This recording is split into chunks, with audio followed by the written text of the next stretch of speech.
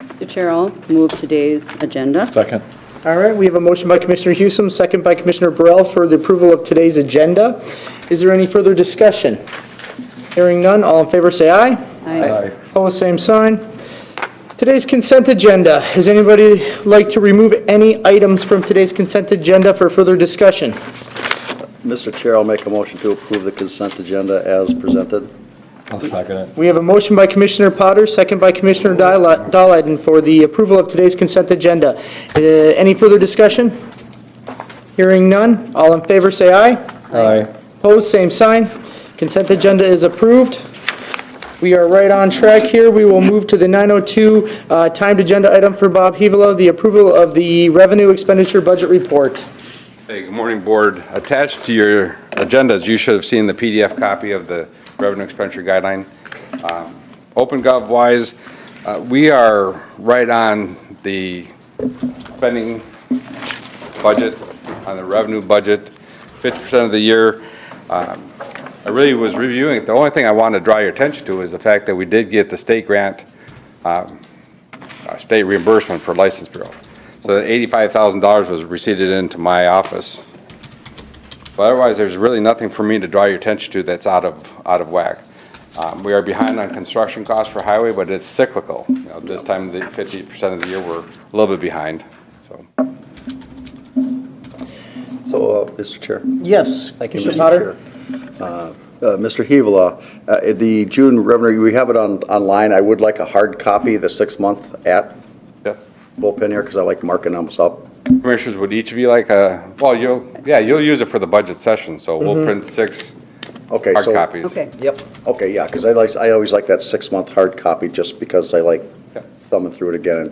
And sometimes on a computer screen, it's hard to flip page and page and page, back and forth. I hate to can't come back to mark. this. The noting is a little bit challenging. Yeah, you can't circle. But after the 6 months, do you guys want hard copies every month then, or? No, Okay, just the 6-month one. the 6-month one is the one I'm most interested in.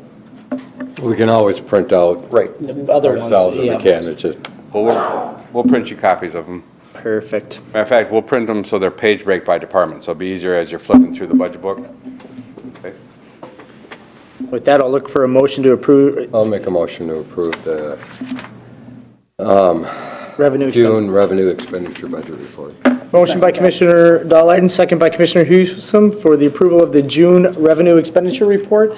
Any further discussion? Hearing none, all in favor say aye. Aye. Opposed, same sign. Thank you, Mr. Hevela. Next, Mr. Mattice, adoption of a resolution related to a grant application request for $400,000 through the Greater Minnesota Regional Parks and Trails Commission for Phase 1 of the Crow River Regional Trail for 2021. Good morning, Mr. Chair, members of the board. Yes, in front of you, I have a resolution, part of the grant application for your approval. As Chair indicated, we're looking to apply for $400,000, recognizing that the 2021 CIP budget has the local match allocated within the CIP budget, What's the local match?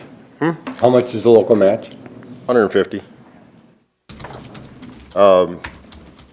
We have applied to the Transportation Enhancements Grant the last 3 years on this project, and our sticky point is that this is a project with Carver County, Wright County, Three Rivers Park District, and 9 municipalities, and there's 3/10 of a mile in Carver County, and they just can't get their heads around that one. So we're gonna go after legacy funds, get that Phase 1 done, because then Phase 2 will be all within Wright County, where we can go after enhancement funds, make it a little cleaner application for those that don't understand partnerships. And the third of a mile gets you down to the Loose Line Trail. Yep, and Carver County has already given us commitment letters that when we get ours done, because ours is much more substantial, they will just move theirs to the top of their list and be done with it. Mr. Chair, I'll move forward, this is a resolution, I'll move forward the resolution for the grant application. We have a motion by Commissioner Burrell. Second by Commissioner Potter for the resolution to adopt related to a grant application request through Greater Minnesota Regional Parks and Trails Commission. Any further discussion? Hearing none, this is a resolution. Commissioner Burrell? Aye. Aye. Aye. Aye. Aye. Resolution passes. Thank you. Have a good day. Thanks, Mark.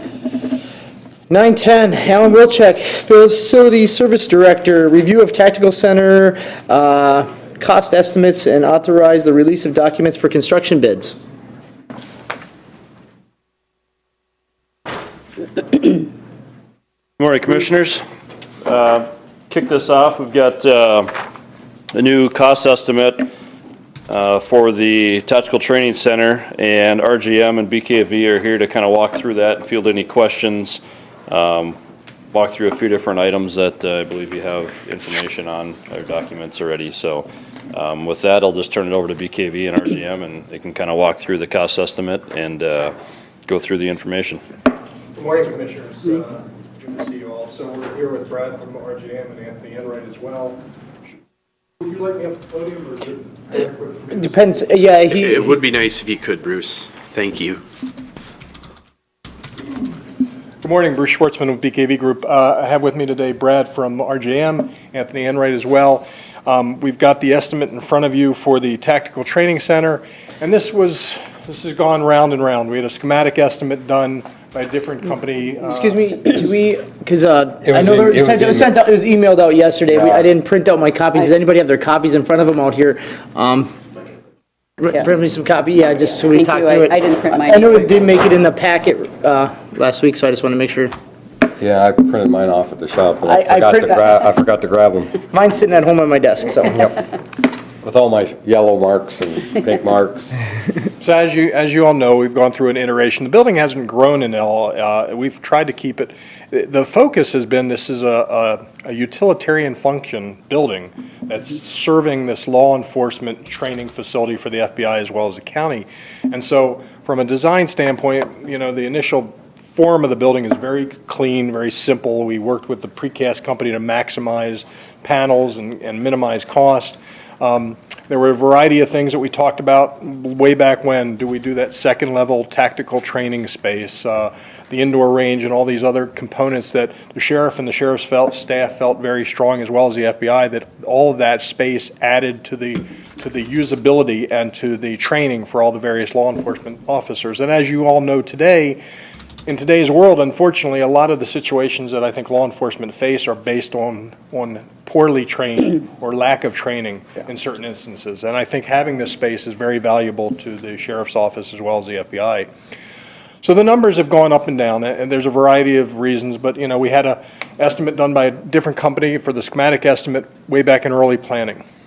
And we were in a certain range then. Then in between hiring RJM, we had another estimate done that showed a variety of numbers and where we thought we were at. And now we've got the estimate from RJM that's about, I think the total is about 10.2 million, and Brad will talk to this a little bit as well. There's been a variety of alternates and options proposed, and we think some of those are very valuable because at the end of the day, the county's been approved a certain amount of money for these various projects, and we need to make sure that these projects fall within those budgets that were identified. So I think taking some of these as alternates is very viable because, again, we think that the numbers will come in probably a little bit better than this, but we want to be prepared to have ways to handle the bids to make sure that at the end of the day, the county comes within the county's budget and what you all want to do. So I think with that, maybe I should delay a little bit until. I think what we'll do is we'll go to the items for consideration, and we'll do the Personnel Committee minutes at this time, and we'll circle back here in 5 minutes when Alan comes back with the paperwork. Sounds good. Thank you. Okay, all right. If, I guess Commissioner Houston or Commissioner Dahlheim wouldn't mind entertaining moving that up and keeping the meeting going forward? Yeah, the Personnel and Employee Relations Committee met on July 10th. Surveyor department staffing was the only thing on the agenda. Steve Job, the surveyor, county surveyor, provided us with a map of Minnesota with all the different counties and their employment status, how many they have, whether it's part-time, full-time, whether or not they do contract working with surveyors. He also provided us with survey and staffing information, such as job titles, annual salary, and the population of the comparable counties. He wanted to do some changes and about going to an assistant deputy surveyor position. There was discussion on it. The recommendation was to submit a reclassify survey technician position, and this is with the new company. We're not going to go back and deal with two of them. So this is with the new company. And then it will be discussed at the 2020 budget meeting along with what the additional costs are going to be. So we wanted to see what the financial impact would be for the county, and we'll deal with it at that point during budget time. Other than that, I will make a motion to approve those minutes. We have a motion by Commissioner Dahlheiden for the approval of the July 10th Personnel Committee. Second. Second by Commissioner Hewsome. Thank you for the summary on the minutes, Commissioner Dahlheiden. Is there any discussion? And Mr. that Chair, also includes the recommendation. And the recommendation, yes, I'm sorry. Commissioner Burrell. Mr. Chair, thank you.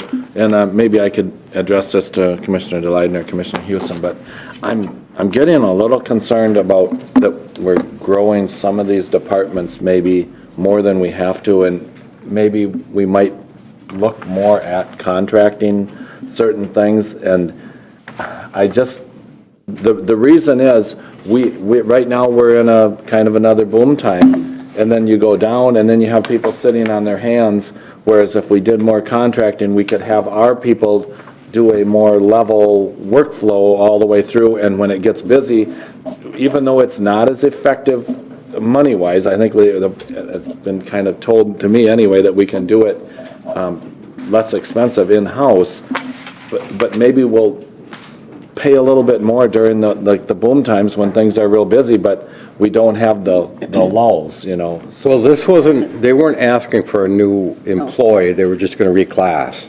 But again, Yeah. that's why we wanted financial information and not then approving it. discussions We're not to approving have during budget time. So it's not a new employee, it's just a reclassification. But just anything that grows it, I think I would rather pay a little bit more and then use our people, you know, when things are slow, we still have plenty of work rather than sitting around, so. Yeah. And Your comments are well received. Okay, Yeah. thank you. And Commissioner Burrell, or Mr. Chair, Commissioner Burrell, one of the reasons is this person would be able to fill in as surveyor and sign plats and that kind of thing that others can't do. But that's part of the discussion that we'll have later on. Thank you. All right, great. Any other further discussion? Hearing none, otherwise, all in favor of the approving the minutes and recommendations from the July 10th Personnel Committee, say aye. Aye. Opposed, same sign. Minutes and recommendations from the July 10th Personnel Committee are approved. We will now go back to the 910 Facility Services Director, Alan Wilczek. We do now have our cost estimates from RJM in front of you. I will turn it back over to you, Bruce. Thank you, Mr. Chair. So again, you know, I do want to remind, RJM, I think, has done a very good job. They sifted through it. We've met with them. We've reviewed the numbers. We've reviewed some of the alternates. We inadvertently didn't review some of the alternate options with the sheriff's office, so I think it's important to make sure we get their opinion too as we talk about some of these alternates today, that are the value engineering options, just to make sure that they're in line with some of them as well. But I think right now what you're looking at, the total construction budget that's shown in the estimate, the construction amount is shown roughly about $8,675,734 is what's shown for the total construction. And then there's a amount of a little over $1 million for what's shown as soft costs, which involves a large portion of that is the phone and data for bringing the fiber out and some other things for the technology component of the project, which brings it up to about $10,200,000. And then I think Brad would be glad to go through some of the questions you might have. But again, this has been put together as a very utilitarian project, trying to keep it as minimal as possible. The options shown in the value engineering piece does identify a number of things, and if you don't mind, and Brad, if it's all right with you, I'll just kind of go through some of those a little bit. But there are some things that could be identified. Option one would be to reduce the generator size to 150 to 200 kW. Well, we currently have a generator size for that project, was it 350 kW, I think?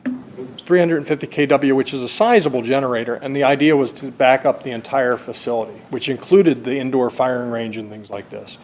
We could step back. The one way, in our opinion, there's a couple components that are critical, and again, the sheriff's office, I would look at you guys too if you have any other concerns, comments I'm making, but the Emergency Operations Center needs to be 24/7. The technology component and the future dispatch, backup dispatch space all need to be 24/7. So there's a component of the building. So there is a possibility that the generator could be downsized, and we could look at that, or go from that to a smaller generator. So Couldn't we take the generator from this building and put it out there? possibility. I mean, just because, I mean, it's going to be sold either way. I mean, I don't, just the questionability would be whether the size of it and such, because I'm sure it would be more than enough power than what it's going to need for out there, but. That's a good option to look at. Build a shelter, put it somewhere inside. Oh, it's an indoor component? It is right now. So you'd have the cost-benefit analysis, yeah. It could just be a metal shed for the most part to enclose it. It doesn't have to be super, yeah. So we can look at that, Commissioner. That's a good option. Yeah, but as far as if we end up purchasing something new, just so long as we have what's required out there for the data center and the emergency response and the backup. Operation. I think that's all we need. We don't need to supply power for the whole thing. We don't do it in any other building. So. No. Right. Yep. Essential services. Bruce, I would just question how much power that generator would need to have. I mean, how many kW do you think the backup data center and stuff is going to use? I think that's way overpowered. It might be, Commissioner. Our engineers do look at, it's like all engineers, I hate to say it. I'm just thinking you could have a 50,000 kW and it'd probably run everything. Some of the fire stations, we do, Commissioner, the fire stations a lot of times will have at least a 75 kW, so I'm not sure that a 50 would, but we'll definitely recheck that. We want it to be as minimal. We will look at the option, Mr. Chair, that you presented, because I think it's a valuable option to at least look at, because if it saves money, it's worth it. The next one in the list was option 2, which was the operable partition in the plan. So the steel beam to support the partition would be there. It's really just a matter of the wall to separate that large EOC into 2 separate meeting rooms. It's an easy alternate if the board does want to take it. It's not a significantly large amount, but it's an easy option that we could make it an alternate if the board wants to take it as an alternate. Is this an electric one or is this a manual one? Manual. And again, these give you, we would bid all these, but it gives you the option when the bids come in to say, yeah, we'll take it, or, depending upon where the numbers come. And again, I do want to remind the board, and even though I respect RJM and the numbers they put together, every good estimator is not giving you low bids. No estimator is giving you low bids. They're giving you a mean average of where they think they're going to be. So our hopes, of course, are that we're going to get tighter numbers than what these are showing. So I leave it up to all of you if you think the operable partition should be an alternate, or if we should just leave it in the project and not worry about it.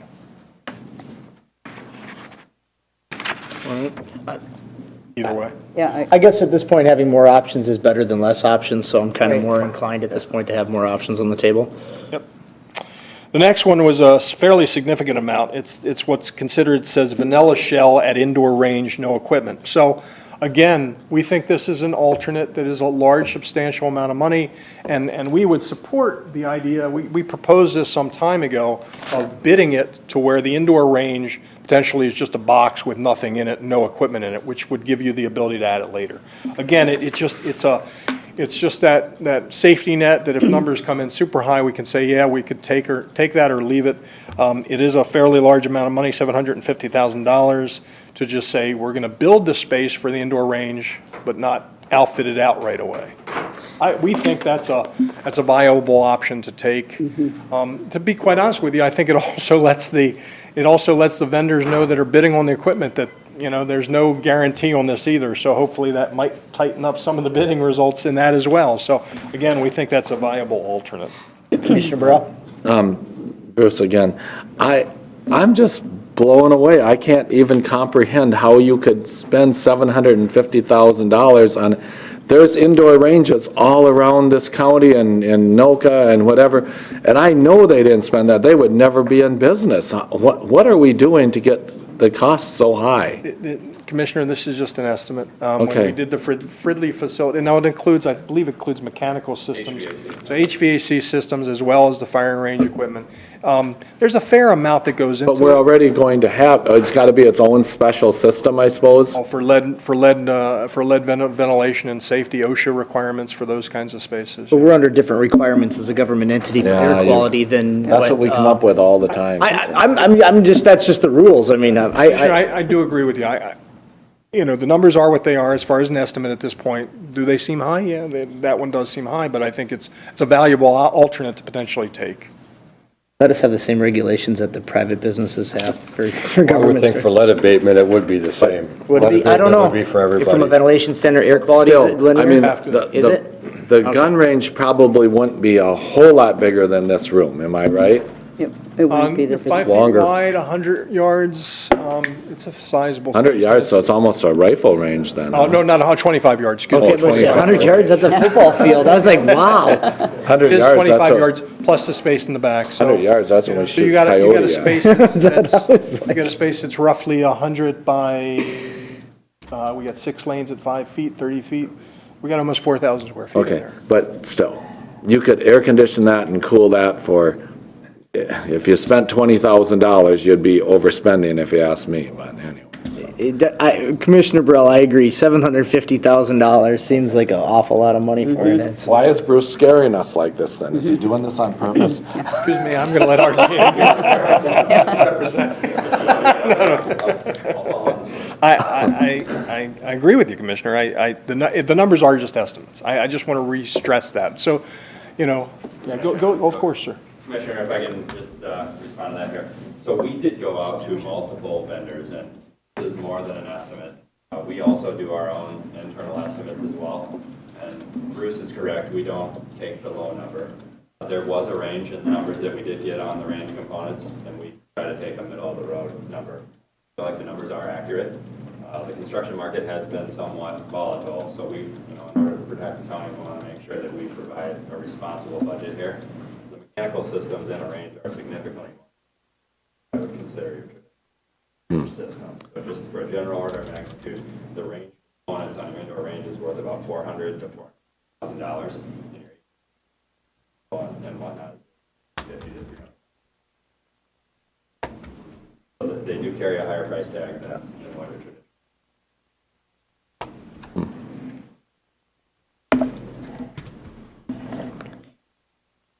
Interesting. I think having this as an alternate, personally, I'd like to see it as well, because then I'd like to see what the numbers do come back at for that work. Yeah. It'd be a good test to see what Well, those numbers come at. Because, I mean, if these costs at that rate, I mean, there's the distinct possibility that some of these things just don't happen, and that's, And again, Commissioner, like I said, I think the bidders, knowing that could be pulled if the numbers are high, might help to get tighter numbers. The indoor range, though, that's pretty much, if you don't have that, you don't have much of a training facility. I mean, that, well, you know. but I mean, that's the thing I get, it's way different than what we were kind of originally, Well- originally. If you have the building, we can always do it later. So it's not that we're not going to have it, because when you look down farther, eliminating it completely only saves us around $259,000. And, so to put up a shell for that amount is well worth it. And do the equipment in the future, where we can scavenge off stuff somewhere. It's possible. I use stuff. I know one city that's probably looking to sell their old equipment, so.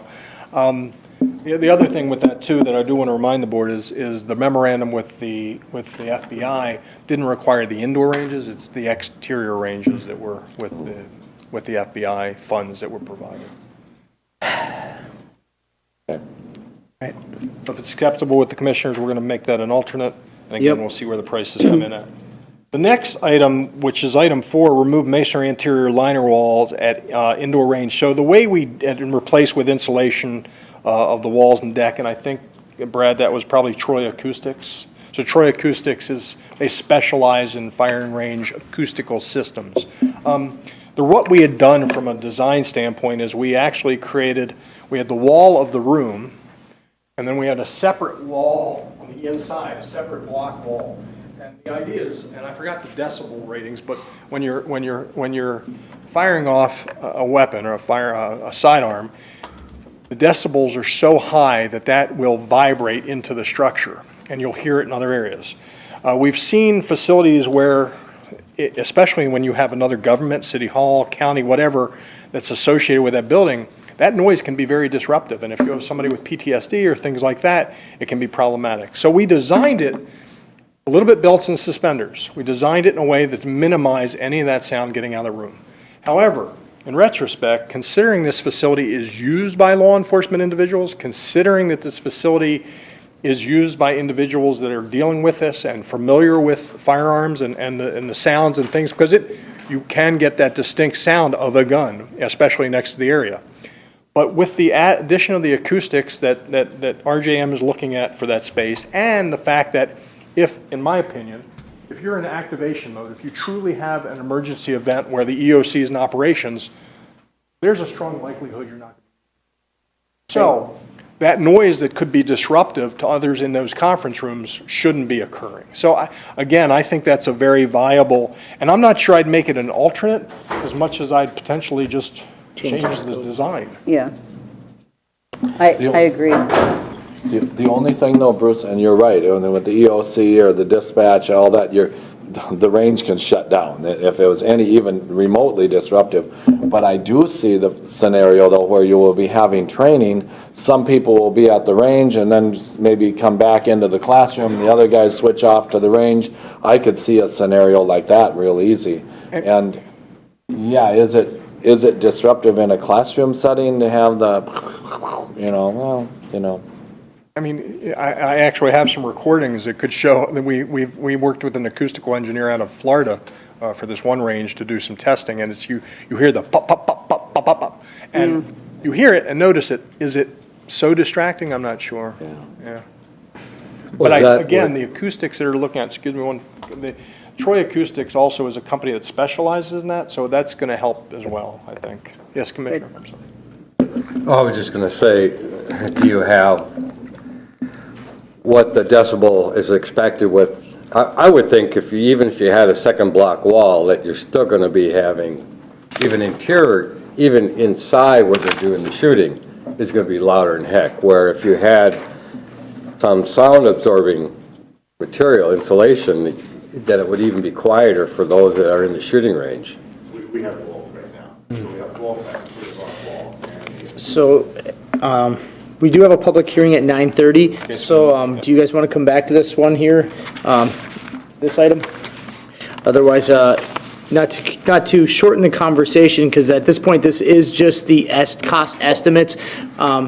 If you want to briefly run through, I mean, I think it's important that we keep some of these other ones in there as an alternate bid, as the firing range, scope, and products, and I'm guessing you guys have found out that there's some IT things that you guys can eliminate and can be facilitated elsewhere, I'm guessing, through other funding, I'm guessing. Exactly. Commissioner, we feel like there's some opportunity for all these to continue because we're looking to issue, what's the date that we're planning to issue it now?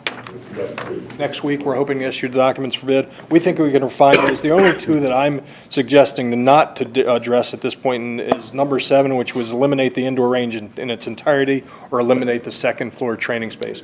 I'm suggesting that we wouldn't take those alternates, but we'd take the others, or we work through the others as we go to try to get the cost down as tight as possible, and we're looking for the board just to say, to move forward with bidding the project. And that's where, I mean, options 7 and 8 are kind of more than nuclear options, and that would be in a worst-case scenario, and we can deal with that when bids come in, so. Yeah. Mr. Chair, I agree. I think those are two key components of this training facility, so. And Todd reminded me too, I always forget what it is. Sorry, Todd. But Todd did recommend one other that we think is a valuable alternative to take as well. Right now, the bullet traps on the exterior, we've got this rubber bullet trap in the exterior ranges that allow for easy pulling out the lead and remediation of the lead. We think we should just do that as an alternate and just have berm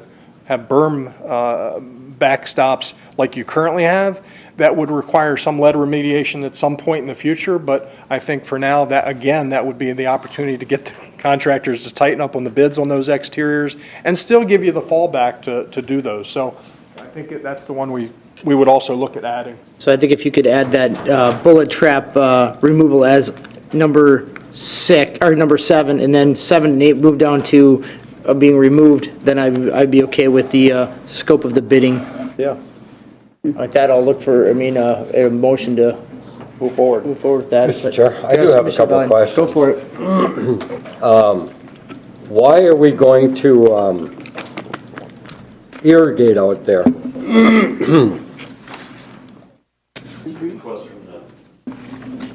actually decided not to. Well, it's in the budget here. It says landscaping and irrigation, but it's actually just landscaping.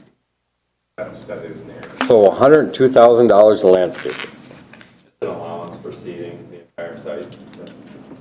But not, with no irrigation. Correct. Is it topsoil and stuff too, then, I'm guessing? Yeah, I figured you'd have to put topsoil on it. Okay.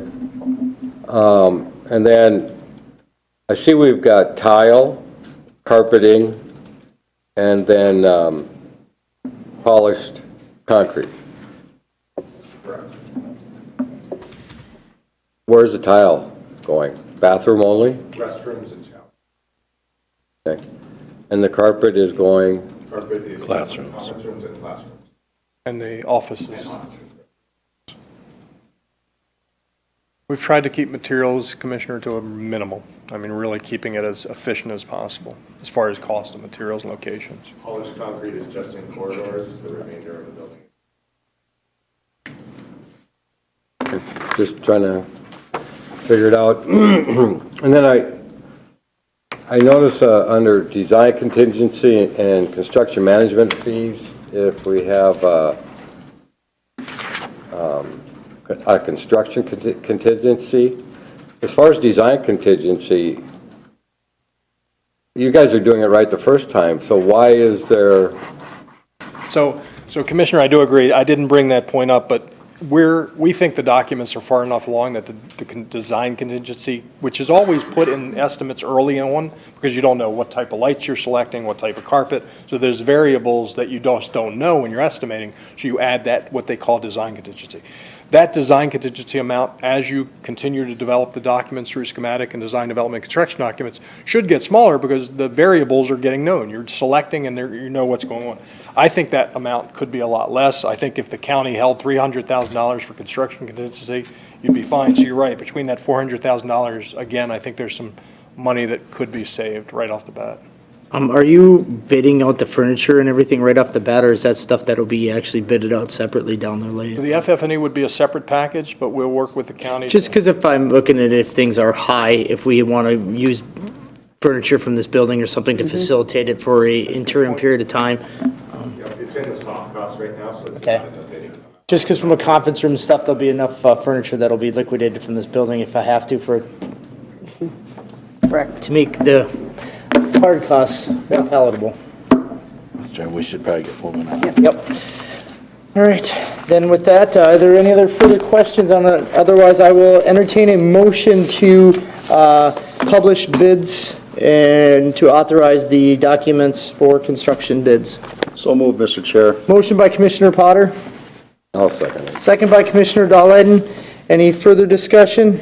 Hearing none, all in favor say aye. Aye. Opposed, same sign. Thank you. Thank you. for Have a your- good day, Commissioner. I do want to bring to everybody's attention the firing range equipment. And the FBI is giving us, what was it, 2.2. 2.2. The firing range equipment comes in at 2.1, which I'm sure is the indoor stuff too, but Yeah. still. I found it interesting. Thank you, Bruce. Thank you.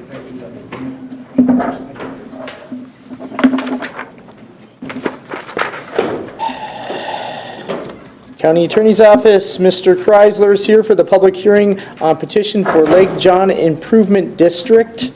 That's correct, Mr. Chair, members of the board. Here for a public hearing on the Lake John Improvement District.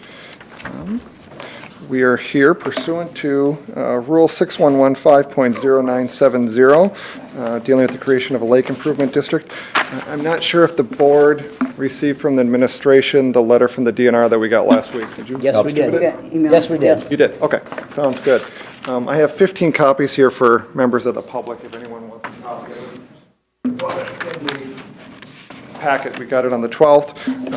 But the rules require me to read this letter in its entirety. It's 6 pages, so I'm just going to summarize it because I don't think we have an hour for me to read this. But we received a letter from the DNR. It's a DNR advisory report on the formation of the Lake John Improvement District in Wright County. In summary, they stated that the proposed lid will include all properties within 100 feet of the shoreline of the lake, and the proposed method of the lid formation is by citizen petition.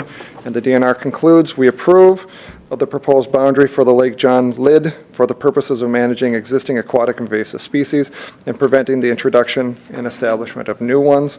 They go on to state the goals of the proposed lake improvement district, the background information on Lake John, some of the in-lake characteristics, aquatic and shoreline plants of Lake John, and other issues.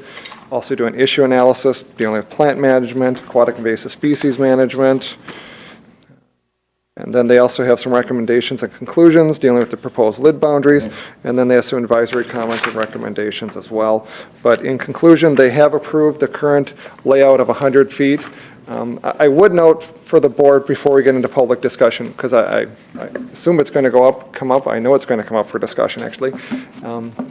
In the past, this board has only created lake improvement districts within 100 feet of the shoreline. We have not done a full watershed. We haven't gone outside of that 100 feet. If you remember on Maple Lake, we recently did that. We kept it at just the shoreline. Lake Pulaski is that way. Trying to think of our other lakes. Lake Charlotte is just the lake shore. So there is going to be some discussion as far as expanding it to an association, I believe, down in the southeast part of Lake John, where they have a shared access and incorporating all those parcels. That can be done. I don't want the board to think you can't do it. It can be done. It's something that staff wasn't comfortable bringing forward because this board had never done that in the future or in the past. So we're just sticking with your past practices, but it can be done. We would just need to continue this to allow for publication and notice of 21 days. So we'd be looking at a hearing. Earliest would be August 13th, but I believe that's a workshop day, so it would be the next Tuesday if you want to continue it to expand it into those additional properties. But that is something that we can do. Expand it by footage then? By footage down into the southeast. Okay, so you're kind of customized in drawing where the line would go then at that point? It'd be incorporating, I believe, and one of the representatives from the lake can probably describe it better than me, but I believe it's an association that has a shared access from a plat down in that area. So I'm talking about incorporating those parcels. But also for the record, I would note that all lakeshore owners within 100 feet that are within the proposed district were provided notice.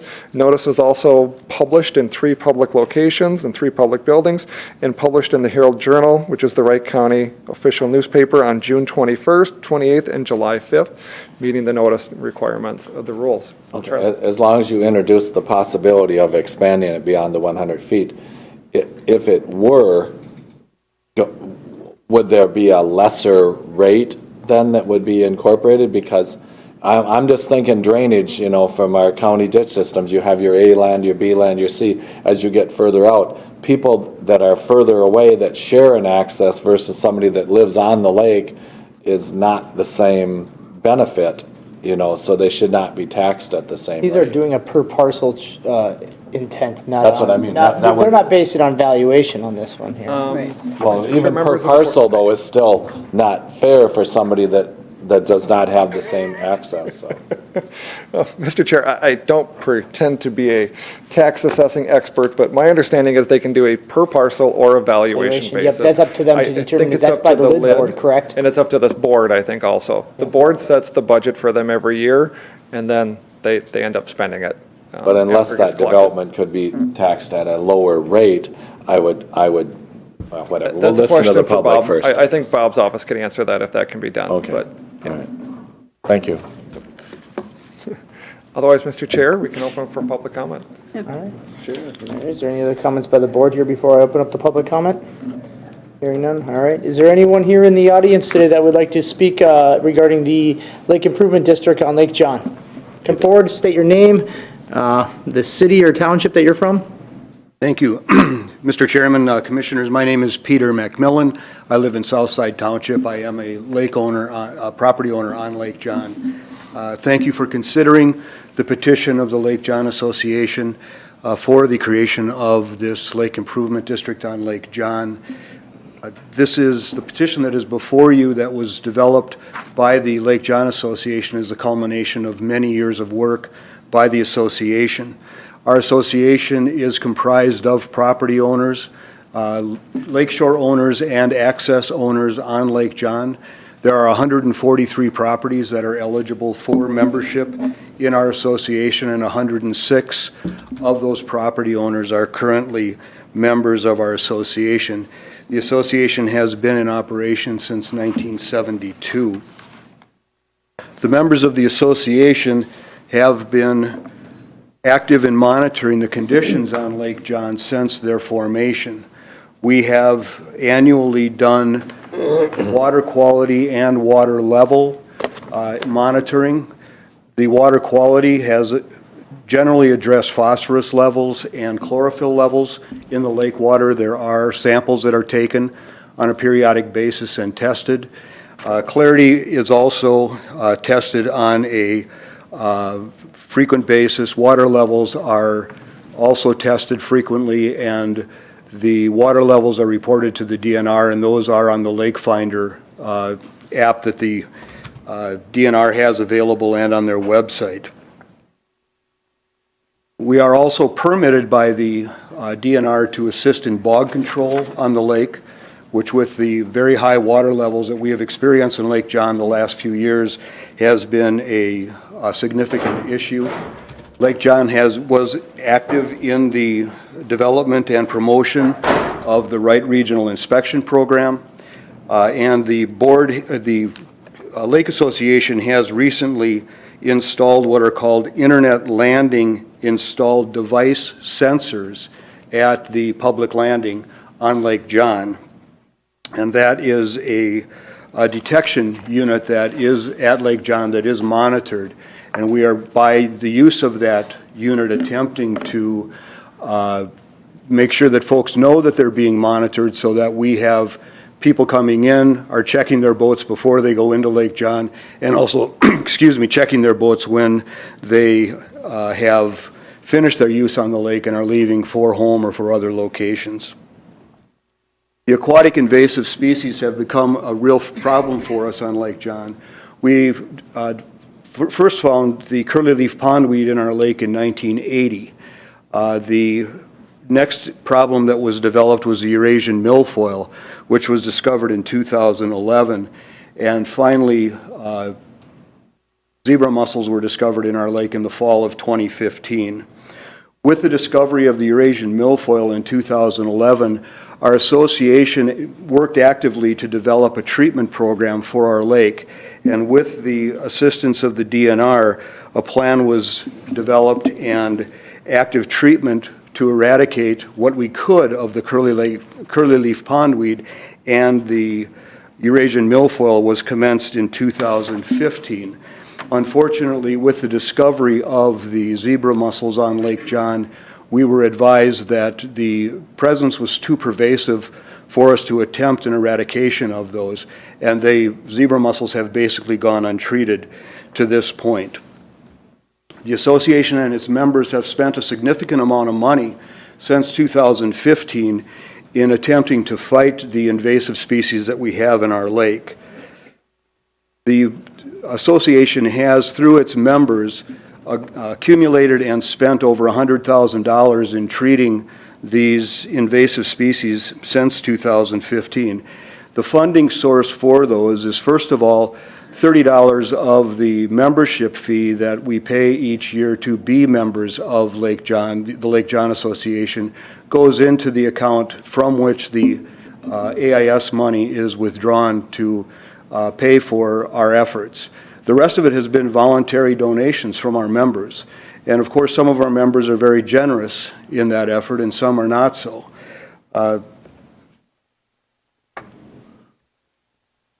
The formatting is bad, but the expenditures for 2019 have been detailed somewhat for you here. And you note that we are attempting to take care of Eurasian milfoil treatment and a survey to make sure that the treatment that we are doing has been effective, or to determine whether there are new areas in the lake that we do need to consider for treatment in the future. We are also concerned with the starry stonewort that has not been discovered in our lake yet, but has been discovered in area lakes. And we have been surveying annually to determine whether that can be located in our lake. To this point, we have not found that. We had also budgeted money for the inspection program and then the eyelids units that have been installed at the DNR landing. There's an annual expense for that, for the purchase and installation, and then for insurance for the year. The Lake John Association did first consider, as a group, the petition for the creation of this Lake Improvement District at the annual meeting that was held in June of 2017. Our board had been active in trying to determine whether that was a viable option for us prior to that.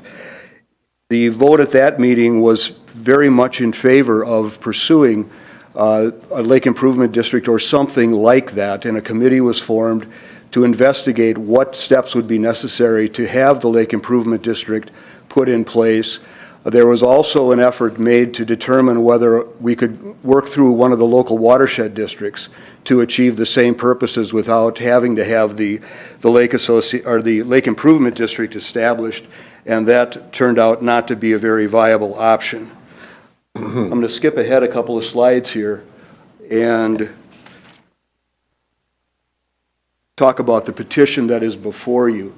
That petition was distributed to the members of the Lake John Association and the property owners on Lake John, both those with lakeshore and those with deeded access, with the annual report and newsletter that is generated by the Lake John Association Board. That was sent out in January of 2018. From that petition, we had 98 responses.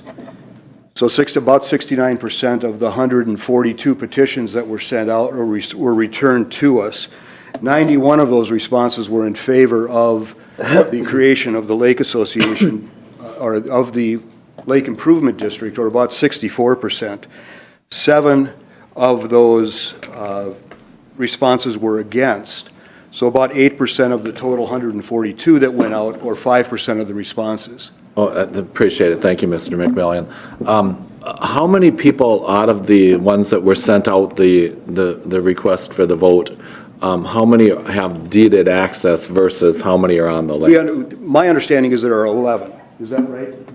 11. 11. So, and I guess, and if those 11, if 8 of them or whatever it is wanted to be in this, I would be okay. And that's where where you spend your money is a lesser concern, because it's your lake and you guys want to take care of it. But if 7 of those 11 voted against it, and those were the 7, well then maybe, because it kind of, we're setting a precedent, Sure, or whatever you want to call it, by that, so. Do we know that? Oh, yes, only one of those 11 voted, and we voted for. The rest of them are. Okay, that helps me, because I said if people want to volunteer to do this, that's, I guess, I don't know, so.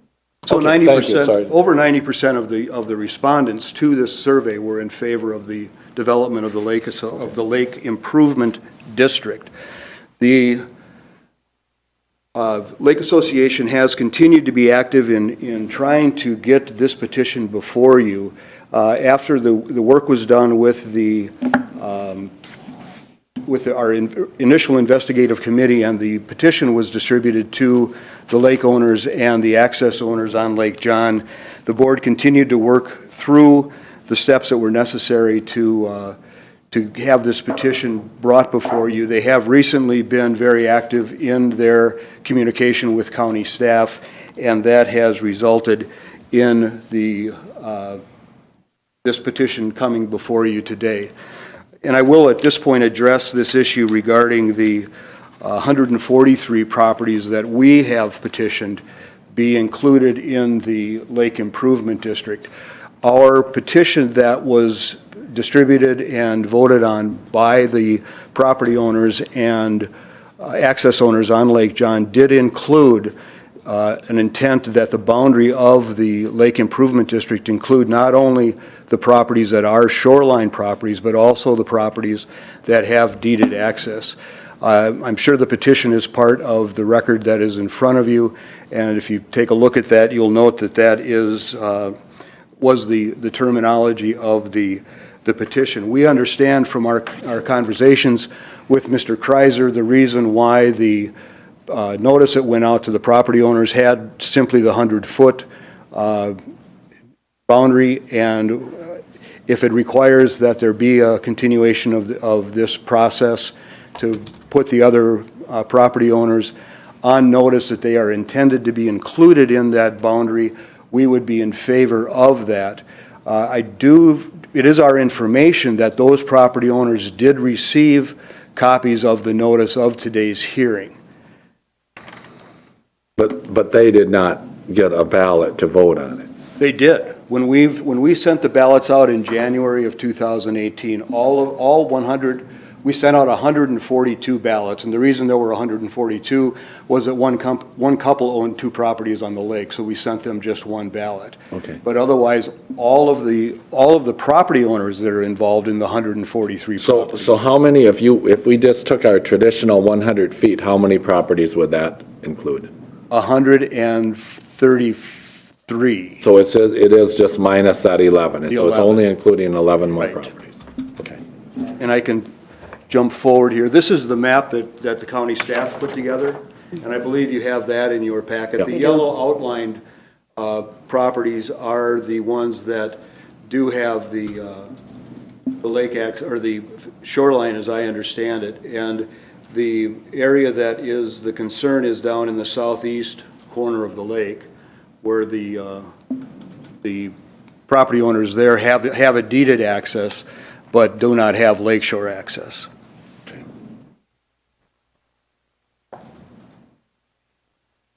The Lake Association Board has put together what they believe is a projection for the 2020 expenses for continuing the work that has been done by the Lake John Association.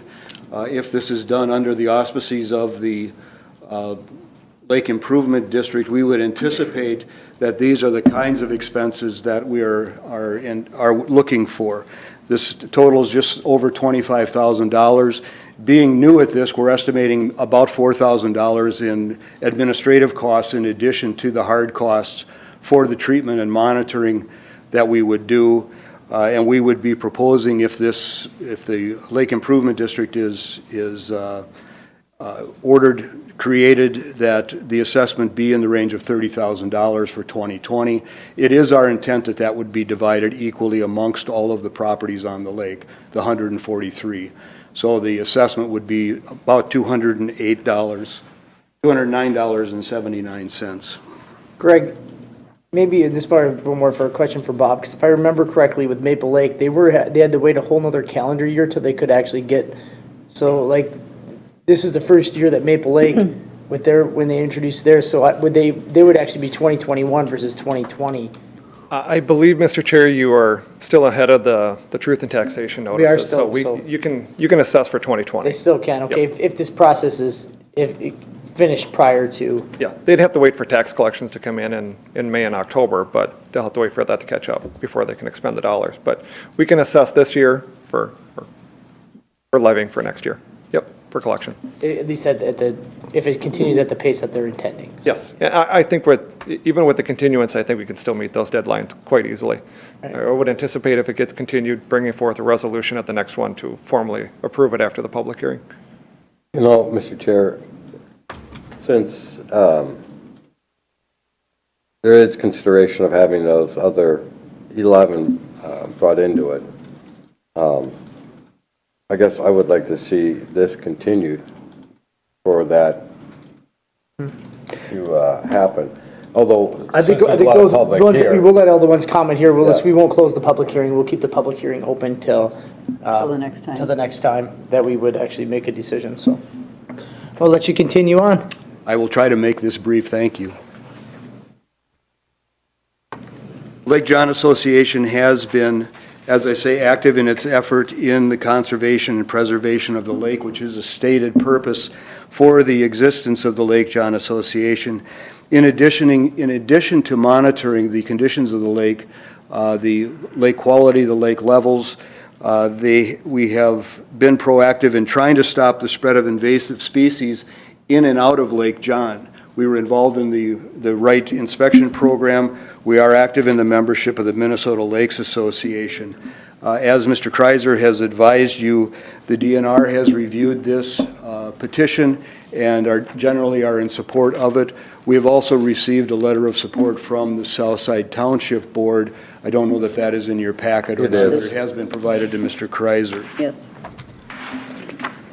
We believe that implementing the Lake Improvement District on Lake John will be a benefit to all of the lake property owners, both shoreline owners and deeded access owners. We also think that it would be a fairer method of spreading the cost of maintaining the lake amongst all of the property owners. This would spread the cost of the treatment and surveying of the lake amongst the property owners on an equitable basis, rather than relying on the generosity of some of our members in order to fund all of that. The Lake Improvement District would result in consistent and reliable funding for the Board of the Lake Improvement District for funding and planning for the work that the Lake Improvement District would do on an annual basis. We believe that it would be helpful to us in applying for grants for funding from outside sources and would help with the rapid response program that the Lake Association has developed to address what we are anticipating our next problem will be, and that is starry stonewort. Having some funding available to the Lake Improvement District would be very helpful in making sure that we can quickly respond to that problem when it is developed, so that we can do the best job that we can in controlling that problem. We are of the belief that the creation of the Lake Improvement District will benefit everyone who uses the resource of Lake John. We encourage the county board to approve this petition and to order the creation of this improvement district. As you will note from our petition, we are requesting that you appoint 9 individuals to the board. We would ask that they serve on 3-year terms. We're anticipating that those terms will be staggered terms, but that the initial board will serve until we are able to hold the first annual meeting of the Lake Improvement District. By statute, that's required to be held in July or August. And we also, the Lake Improvement District Board would also have a notice and publication requirement before we could hold that board meeting. So we are anticipating that that meeting will not occur until July or August of 2020, just because of the timing of all of this, if this is in fact continued into August for consideration of the boundary expansion. We are asking that, the list of 9 has been provided to Mr. Kreiser. I don't know that that has gotten to you folks. It has not. But we do have the list of, and they're all volunteers from our association. And the majority of them are full-time residents on the lake, so they do fulfill the qualification requirements of the statute. We again ask that you determine that the boundaries of the Lake Improvement District would include the 143 properties that we have noted, and we would ask that you delegate to the board of the Lake Improvement District the duties that are permitted for delegation under the statute. And finally, if you would, in your order, permit funding not only by grants and donations to the board, but also through a direct assessment to the properties. With that, I thank you for your time.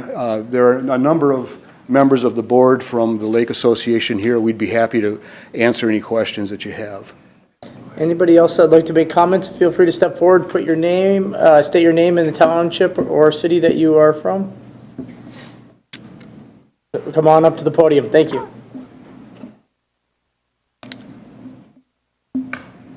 Hello, I'm John Reynolds, Southside Township. I live on Lake Marie. I have a couple of questions, and one in this last showing of the gentleman ahead of me. Millen. Showed that Southside Township has passed a resolution for them. That has not been passed. It has been presented and was to be worked on this next deal, next meeting. Which lake do you live on? I live on Lake Marie, Okay. but He's on the south side. my town question is this: why do they want to make this township this lake association, a lake? A lake improvement district? District. A lid? Because they can already put bills on the taxes of people that benefit from the lake. Our lake association on Lake Marie, Louisa, Mill Pond, and Augusta, when we were able to, we could put an assessment against property. Well, since the Crow River watershed, or the Clear Lake, I've got so many watershed districts. Clearwater River Watershed District, yeah. I sit in 4 watersheds. They all dump water into the Minnesota River, which floods my land down there. But anyhow, they already have the ability to set assessments on the property owners. They said they had the DNR has a letter to allow this watershed district to be proposed and made up. Watershed districts, in my opinion, I've been on the lakes, rivers, and streams since 1947. Okay, so we've been around water all our lives. Every time a watershed district comes in, like it did on Lake Marie, they do absolutely nothing but send you a bill for their board, because now their board can charge you even if they don't have a project. Okay? If you got a project, the lake people will pay, because we have no choice. You can put it on our taxes. This is not a watershed. Well, it's so close, There's and it's some of gonna them, be. yeah. It will be a watershed district if they get started. Okay, because they're already 100 feet out from their lake.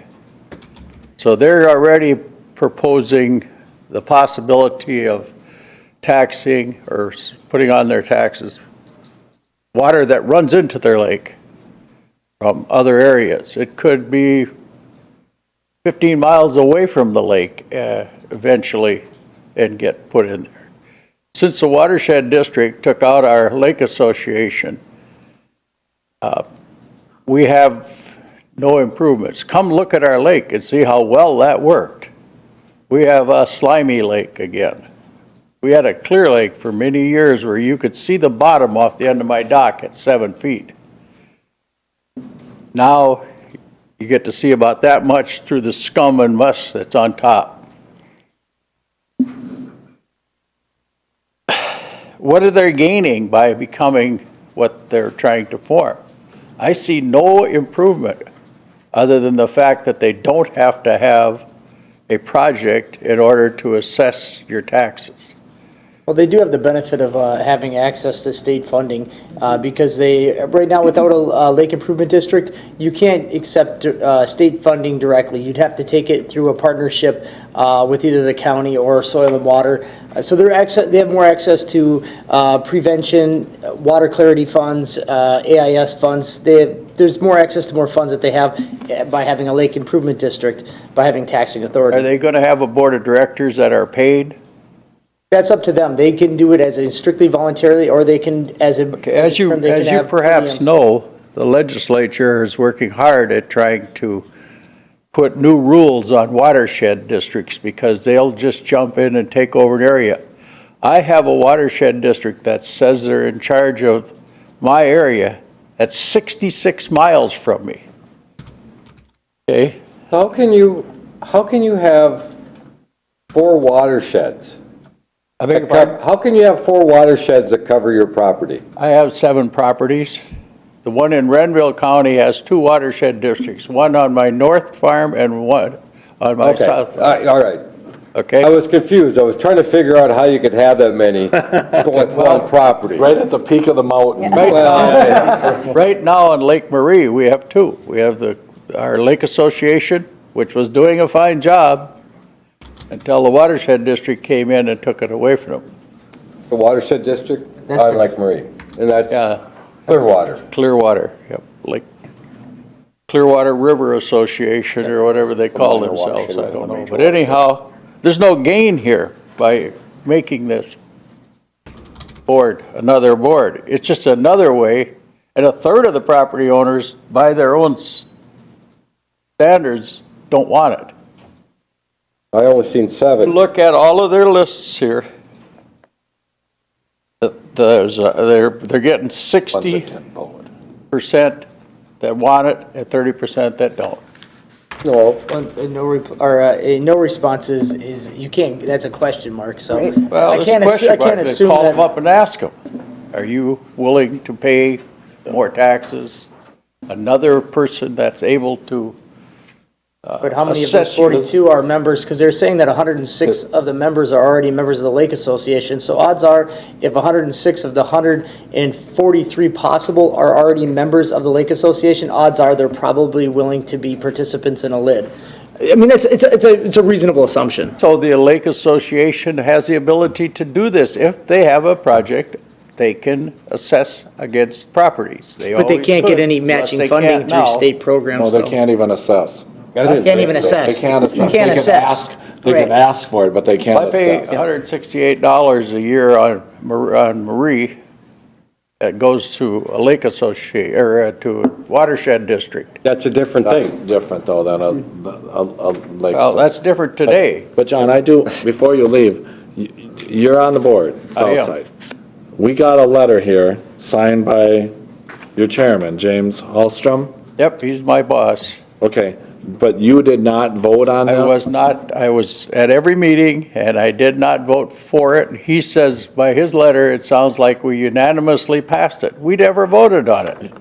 But then how, do you rein him in then? I mean, that would be like me saying, on behalf of the Wright County Board, and we never voted on it. Exactly. I think I'd have 4 pretty angry members Only on 3 of it. us, and so, we gotta be able to vote on everything that happens, but it was never brought up for a vote. But he says It was discussed in our on last meeting. behalf of the Southside Township Board of Supervisors, I'm pleased to provide you without reservation our endorsement of the Lake John Association. That's not true.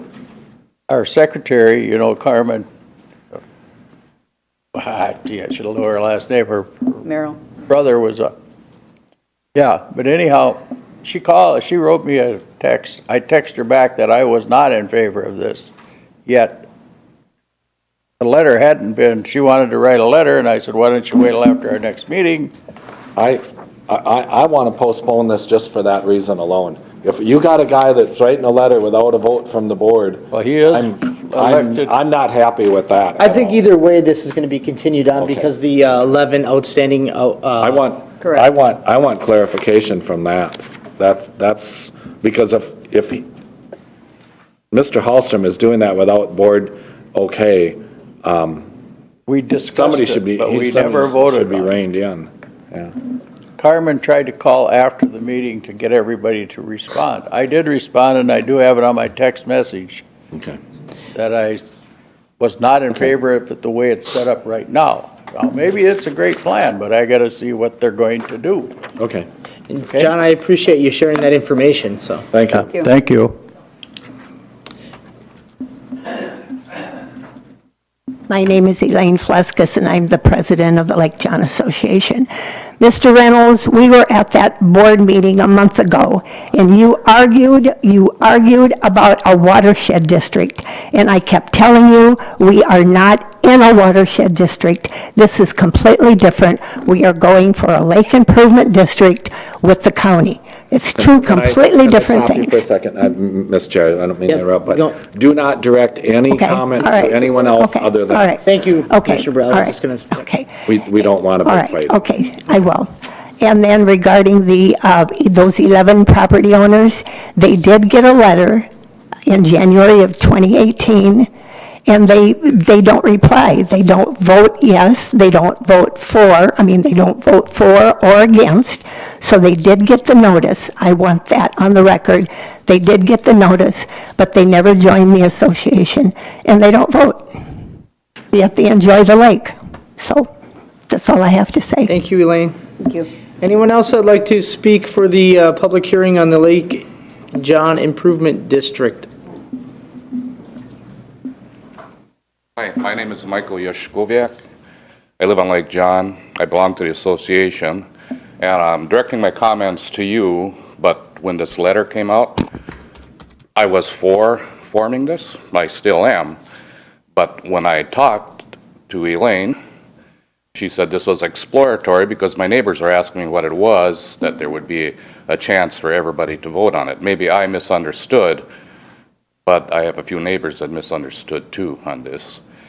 And then the point about the starry stonework that kind of bothers me is Lake Coronis has a big problem. How do we rein in what we're going to assess people? They're in the hundreds of thousands of dollars there. Well, we can't do that. No, and I mean. And then I do have another point, is are they going to, now that we have a tax thing, is the board subject to the open meeting law in Minnesota, since you're collecting money? I think they are. They are, the Lake Involuntarily. Improvement District would be, the lid board would be, not, there's two boards. There'll be your Lake Association Board, and then there'd be a Lake Improvement District Board. They're two separate boards. They could have the same people on them, but the Lake Improvement District Board would be subject to open meeting laws. The one that The can Lake tax. Association Board is not subject to the open meeting law. That's just a separate nonprofit organization, and that would not be. But the Okay, lid but board, that's- which is a new that's- board that you'll be creating. That's a marriage that one's going to cheat on the other one. I'll Well, tell you that right the now. difference is, the Lake Association does not have taxing, they cannot levy an assessment, where the Lake Improvement District would be able to, so that they would have to be under the open meeting law. That's the difference. Okay, well, Inherently, a lot of the same members are on both boards, just inherently. That's just because that's the way it ends up happening, so. well, there's nothing wrong with that. No. As long as they put themselves subject to an open meeting law, but not calling 3 weeks in advance and saying what you want to do, and then just going and get a rubber stamp at the meeting. So are you volunteering to be on the lid I don't board? really care if I am or not, but I do know that there has to be some control. We can't have people calling with their suggestions, because what you can tell them is come to the meeting. Which I do like the fact that they're choosing the higher side, because they could have a lid board as small as 5, and they could have it as large as 11, and they chose to have they're requesting a board of 9, which is nice. I think it allows for more participation and allows for a lot more transparency with larger boards than small boards on lids, so. Greater that's to your benefit. representation. Mr. Chair, I have a question, and maybe you have this. Do we have a copy of the actual ballot, the wording of the ballot that went out? Because you said it But they seemed were confusing confused, a so little. I called Elaine, and I was under the impression that there was going to be another step in this process before here. Do we have a So copy of that? Okay, we don't have one here, though. Correct. that's all I have to say. Like I said, I'm for it, but I'm not for misleading my neighbors when I ask a question and it's not right, so. Thank you. Thank you for pointing out that information, Michael, I But you appreciate it. did get a ballot, though? Yes, I did, and I voted did. for it, Okay, for what I understood was proceeding on it, so. okay. I'll read through this. Okay, thank you. Thank you, Michael. Thank you. Is anyone else in the public who'd like to comment? We're going to have people that haven't spoken yet first, or before we can have repeat comments. Thank you. Well, this isn't really a ballot. Not against this, I'm just. Yep, we'll get Good you a morning. chance. My name is John Bergstrand. I live on Southside Township. I do own property on Lake John. I am not a member of the Lake Association. I have two questions for the board and for our board on the Lake Association. One is, I'm a little concerned, as Mike Siskobiet mentioned, who's going to control the amount of budget that's going to be assessed each year? Because I see that as a very flexible issue. If it's the LID board, that's fine. Who oversees that? And then my other question is, what happens to the fund that the Lake Association has amassed from generous donations over the years? How does that get blended into what they're going to spend every year, propose to spend every year?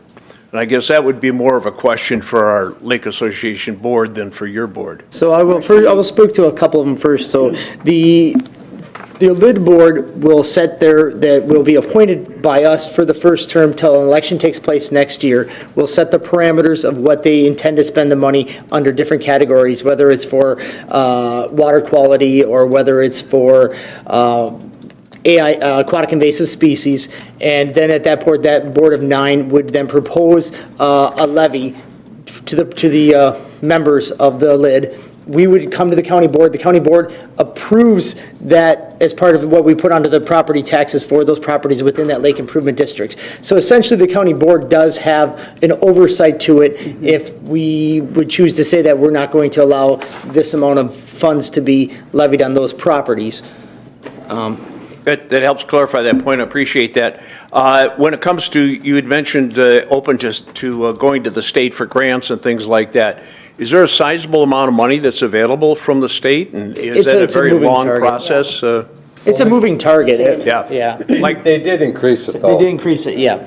So there has been an awareness on the state level, Finally. the DNR and the state level, that we do have a problem in Minnesota. Yes. Because just like our association, this has gone beyond our ability to manage these invasive species. And it's important. By the way, I'm in favor of going to the LID, and I did vote in favor of it. But I was a little concerned about having some control over the expenditures, setting the budgets and so forth. You did clarify that point. Did you want to be one of the 9 members on the board? I would consider it.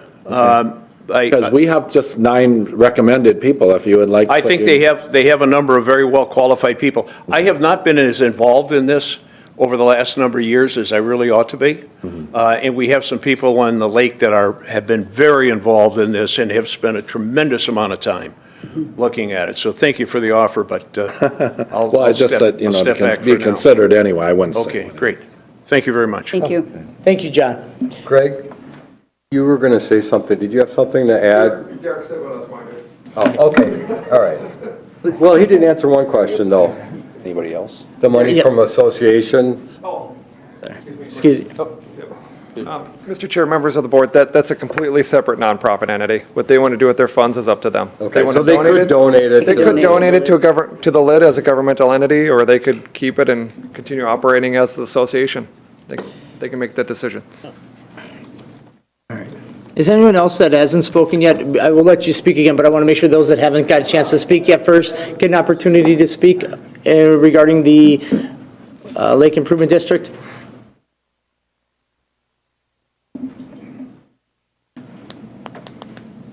I'd like briefly to address, my name is Bob Fleskus. I live on Lake John, and I own one small property. I'd like to address 2 points. The township meeting, we approached the township. They did discuss it, and they did a vote to approve. They did not object to us moving ahead. Well, I would like to make that clear. But he said he would not have voted for this, and it says, without reservation. That means a unanimous vote to me. Was it a unanimous vote? I do not recall. You'd have to look at their records. How Were they you stated at that. the meeting, or? I was at the meeting. I don't know, yes. Okay. As far as I was concerned, they voted for it. They had no objections. The other thing is, those property owners that have deeded access at the end of the lake, the group of people, I think it's 11. That's what I was told. Yeah. Well, the ones that do stay in contact with the Lake Association had no problem with it. And the ones that did not respond have never responded. But they all benefit. Their property values, if they sold their property, would be worth a lot more saying that they have deeded access. They use the lake. This is all based on the use of the lake and keeping the lake healthy. So if they use the lake, they should contribute to trying to keep it healthy. And they should be treated just as any other property owner. Thank you, Bob. Thank you. Anyone else that'd like to speak regarding the Lake John Improvement District proposal? John, would you like to make another comment? No worries. Okay, well, first of all, we did not vote. Secondly, I was contacted about this letter that was supposedly going to be sent to you, and I have on my phone when I talked to Carmen, and I sent her a text message that I was not for it at the way it stands. It doesn't mean I would never vote for it. It means that we've got to know more. We've got to figure out, is it a shadow lake association or is it a shadow watershed district? It's got to be one or the other, because there's no other ones that I know of that were put together like this. So, you know, it's either got to be a watershed district. Well, it is a lake improvement district. It is not a watershed district because the scope of taxation is different for a watershed than that of a watershed district than a lake improvement district. There's things that a watershed district can do that a lake improvement district can't do in vice versa. So they are two totally different proposals. Okay, well, I agree then that it would be a good idea. The problem I have is they don't stay what they become to begin with. There would be if the Lake Improvement District wanted to translate, and I don't even know what that process would be to translate from a Lake Improvement District to a watershed district, we'd be going through this entirely process, and I wouldn't want you to fight for something that's not happening at this time, and I don't even know if it's possible. I don't think it is. I don't think it because is. The state's trying to get away from all these watersheds. That's why they're going to the one watershed, one plan. Charlie, is this already in the Crow River watershed? No, this is in the Clearwater River watershed. Okay, so this is. So this is in the Clearwater one. So it's already in a watershed, so they can't have a separate watershed. Yep, no. Thank you. They're not in the watershed. They're not in the Clearwater River watershed district, then you must be in the Crow. You have to be in one or the other. Let's go one of the Mississippi. Some of it goes straight to the Mississippi. No, this is too far south. It's south of 55, so it's Chairman, either. could I answer that question? One of the efforts that this committee, investigative committee that we had put together, was to see whether we could not simply do what we are attempting to do through the Lake Improvement District as projects through a watershed district. We were told we're not part of a watershed district.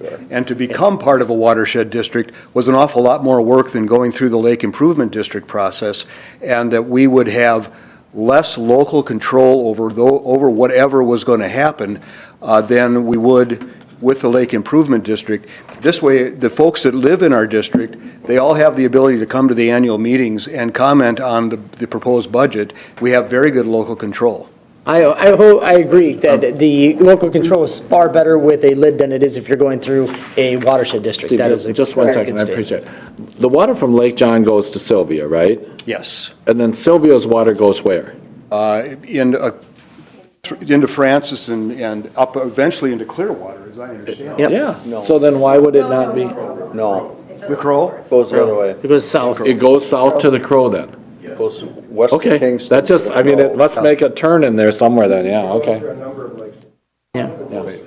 So then it would be in the Crow.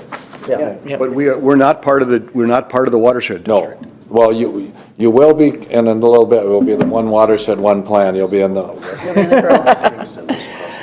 But we're not planning on doing that as a taxing now. No. So I guess at this time, if there's nobody, is there any other comments for the lid at this time? Yes, come on forward, state your name and what township or city you're from.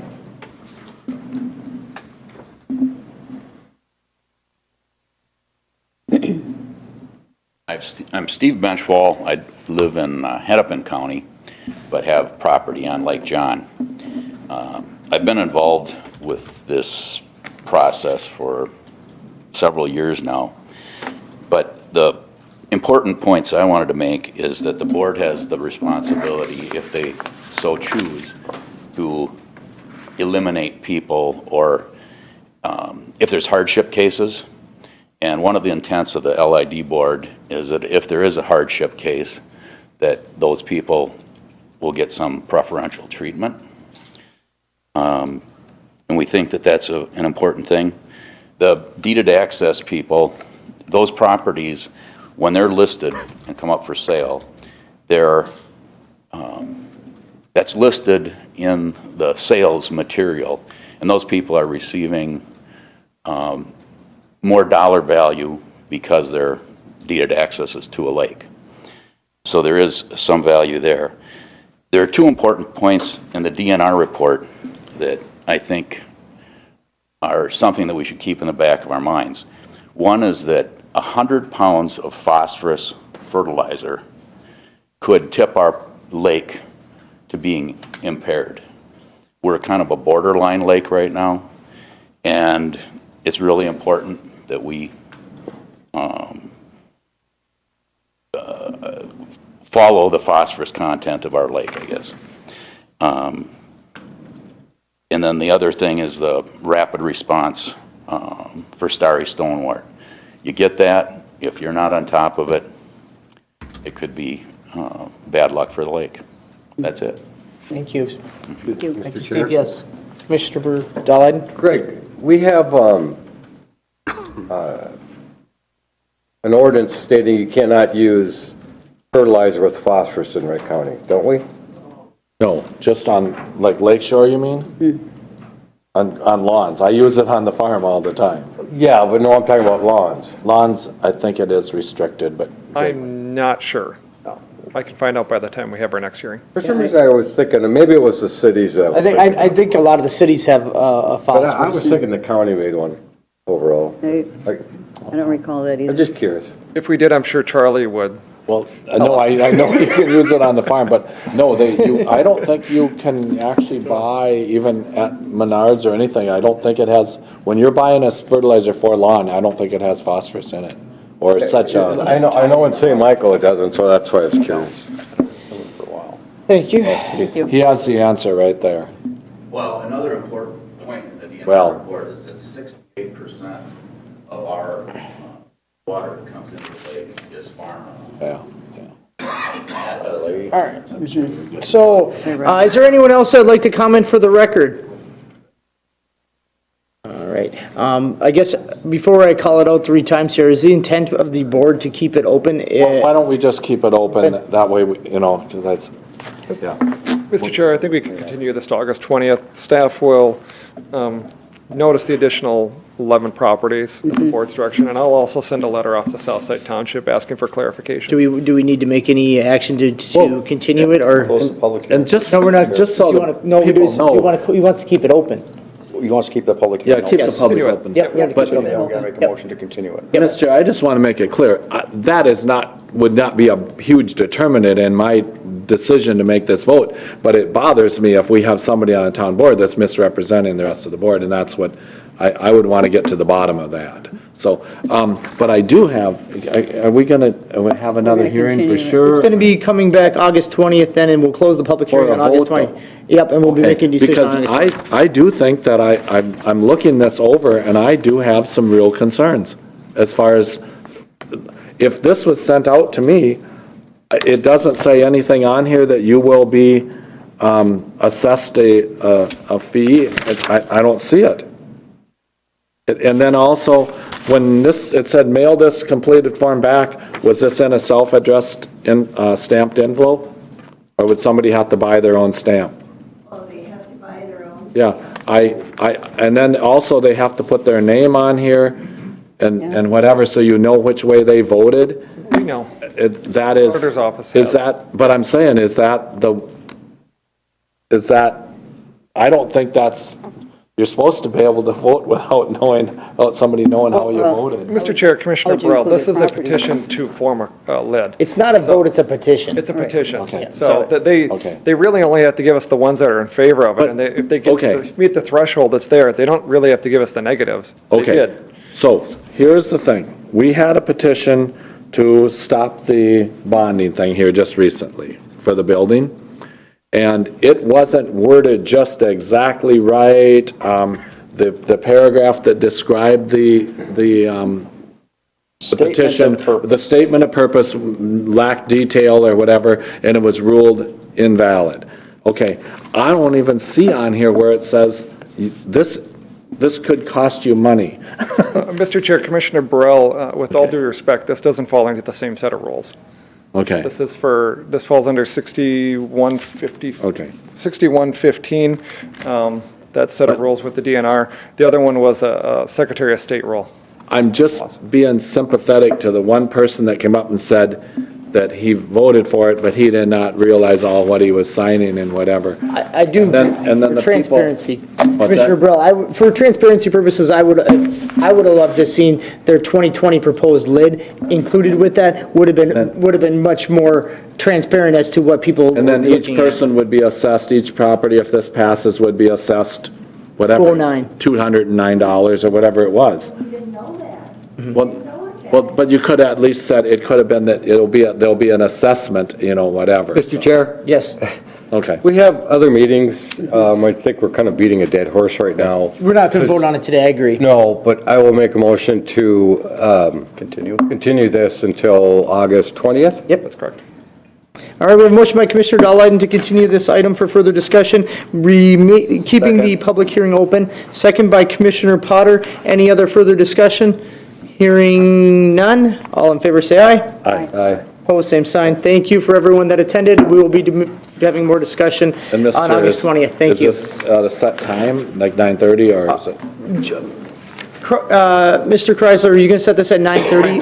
9:30. 9:30. Okay. Thank you. Thank you. All right. A couple minutes, Mr. Chair. Couple minutes, yep. Well, everybody leaves, it's too loud right What do now. we have at 11? Good. I'm gonna go. Sounds good. We're going to recess for 3 minutes here. Well, they sent that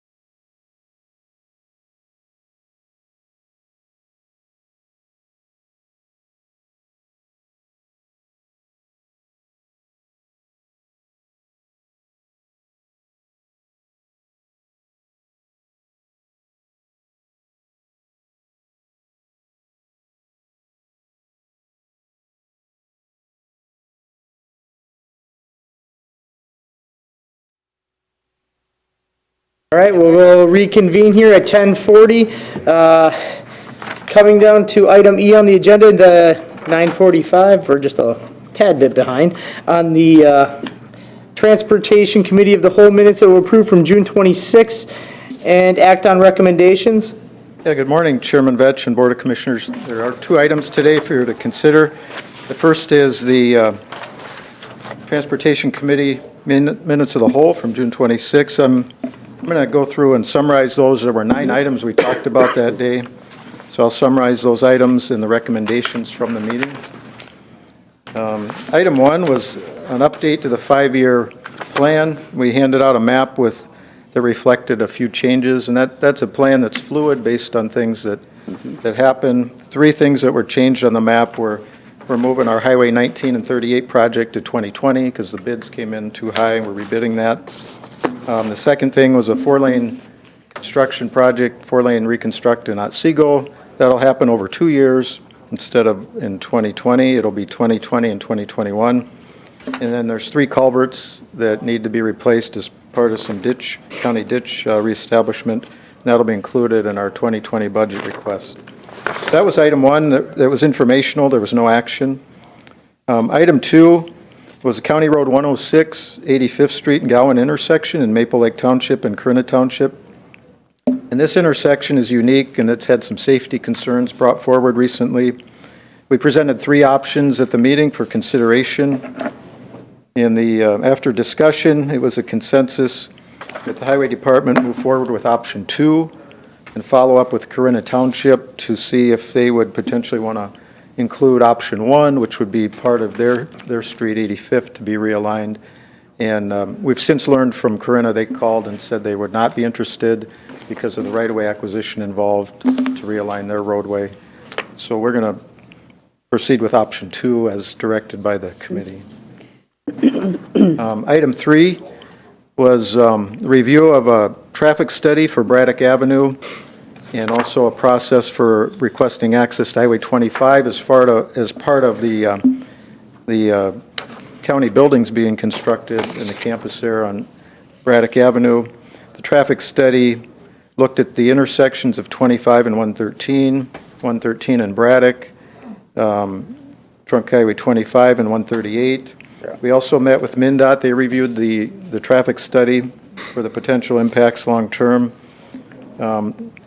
The basic study recommended to modify or stagger start and end times for employees at the new Government Center and Justice Center to lessen the peak impacts at those intersections.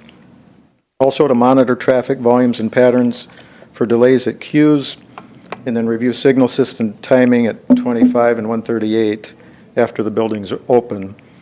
We did discuss the process for requesting access to 25, and after discussion, it was the recommendation to explore access options to Highway 25 and bring those options forward at a future Transportation Committee meeting, and also to explore any potential grant opportunities per MnDOT policy for potential future intersection improvements at 113 and 25 and 138 and 25. The next item, item 4, was Bertram Park Road, Briarwood Avenue plans update, and this is a follow-up to a traffic study that was done in the City of Monticello and the County Parks Department. And our Highway Engineering Division, as part of that, is putting together a set of plans for turn lanes for the Parks Department in the City of Monticello. It was just an update that we're starting preliminary survey and design work on the project, and that we'll be getting plans to the County Parks Department and the city for review, and they're planning to bid that with their campgrounds work in 2020. This was an informational item, just an update on where that was at. Item 5 was long-range transportation plan next steps.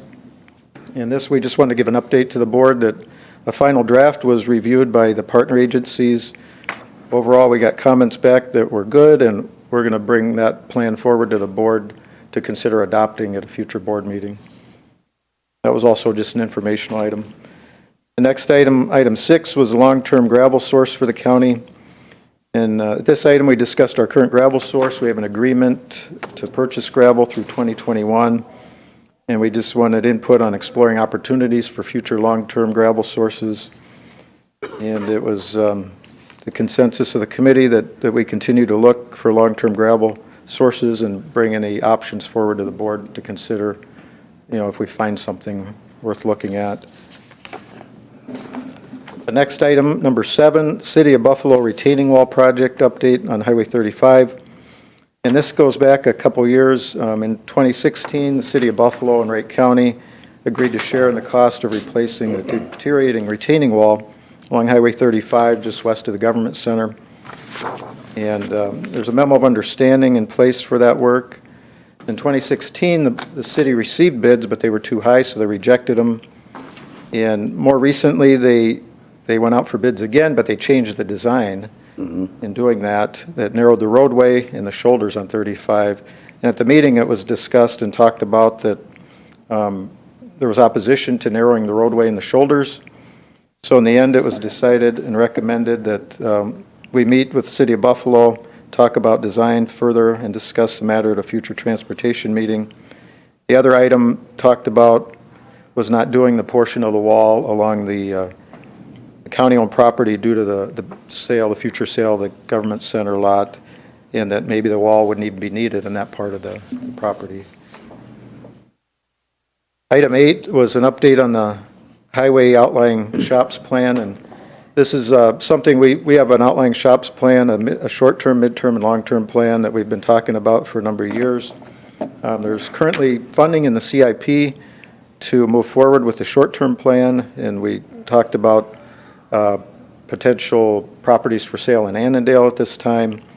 And it was the consensus of the committee to continue looking for land to purchase in Annandale. And if it becomes available, we're to consider and bring that to the board for considering purchasing as early as this year or next year with the funds we have. And then the last item we talked about was a property in St. Michael that is along Highway 36, which is a future reconstruction project, and about the possibility of exploring purchasing that property in its entirety and the pluses and minuses of that. And in the end, we decided the committee, we would bring forward further information after we analyze that a bit more with some options there. And so we could talk about that at a future Transportation Committee meeting. So that's a quick summary of the items, and the minutes are in your packet. If you see any changes, or let me know, and we could They get... look good to me. Mr. Chair, I'll make a motion to approve it with one change. And I probably did, but that 750 should be taken out of there, stricken, because 750. The what? 750,000 for that last thing, the property in St. Michael. Oh. I shouldn't have said anything because there was nothing ever discussed. Yeah, okay. Except for something he mentioned a while ago. Just, yeah. So it shouldn't really. Casual conversation. Shouldn't be listed in there. Strike out that last sentence. If you would. Okay. Okay. Yep. And, Mr. Chair, I'm okay with everything else. The only thing with the outlying buildings, there probably was a consensus. The minutes are accurate. I'm still kind of opposed. I just think we should live with what we have for now, so I don't know if that can get noted somewhere or what. Commissioner Potter? Yeah, thank you, Mr. Chair. For Commissioner Burrell, this is just for the acquisition of the land for future. Well, no, but I would building be, of it. that's okay. I'd be against that too, though, so. There hasn't been a second yet, has there? No. Oh, that's right. Oh, you mentioned, no, you second? Oh, I thought there was a second on it.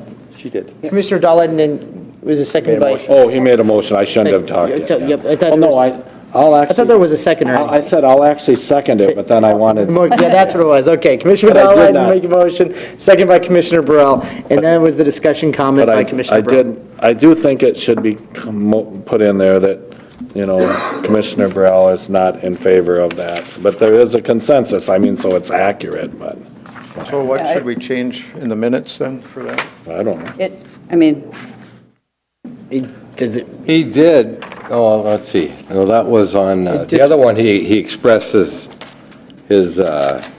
Opposition to narrowing the wall, so, yeah, you could just say Commissioner Burrell was. Or he says opposition of the acquisition of land at this time. But there was still a consensus to go ahead. Yeah. I so. Okay. Provided there's CIP funding available. If we can do that. That's- I've been kind of. Chair, Virgil, I appreciated these short-term and mid-term and long-term plans for the maintenance shops. It was, I appreciate how you figure that out with employees and locations, and it looks good. It looked good to me. I'd like to throw that in.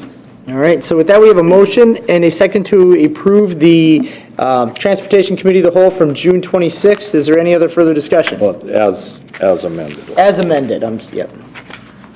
Any other discussion? Hearing none, all in favor say aye. Aye. Opposed, same sign. Now we have to set a Transportation Committee of the Whole to discuss transportation items related below.